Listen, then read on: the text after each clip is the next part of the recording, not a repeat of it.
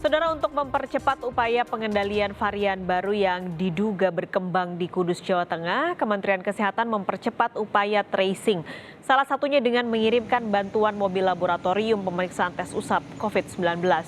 Pemerintah terus berupaya mencegah lonjakan COVID-19 di Kudus yang diduga berasal dari varian baru Delta.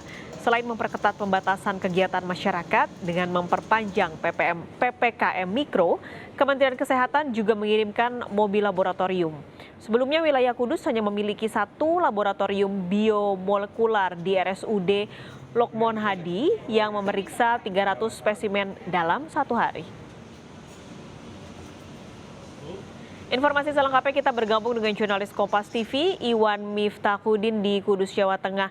Iwan, hingga kini berapa jumlah pasien COVID-19 di Kudus? Lalu bagaimana ketersediaan ruang perawatan untuk pasien corona?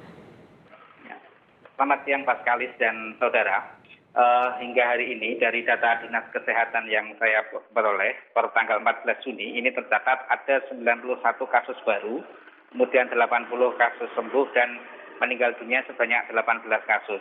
Sehingga total kasus aktif di Kabupaten Kudus hingga hari ini adalah sebanyak 2.182 kasus. Jumlah tersebut ini 672 diantaranya ini mendapatkan perawatan di rumah sakit rujukan, baik di Kabupaten Kudus maupun di luar Kabupaten Kudus. Sementara itu untuk pasien yang isolasi mandiri, ini tercatat ada 1.211 pasien yang tadinya dari isolasi mandiri ini juga ada yang melakukan isolasi terpusat itu berjumlah 480 dan 427 diantaranya ini menjalani isolasi terpusat di Asrama Haji Donohudan Boyolali.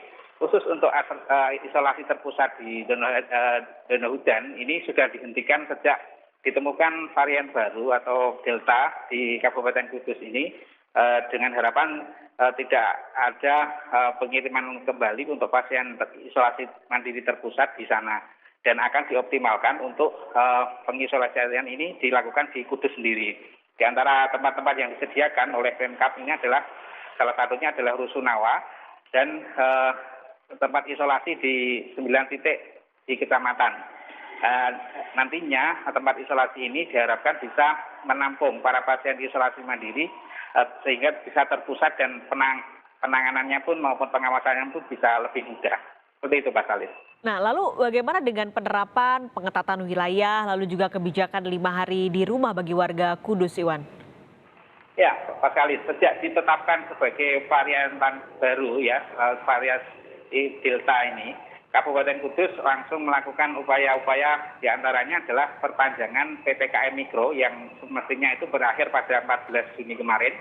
Nah ini melalui surat edaran Bupati kembali diperpanjang.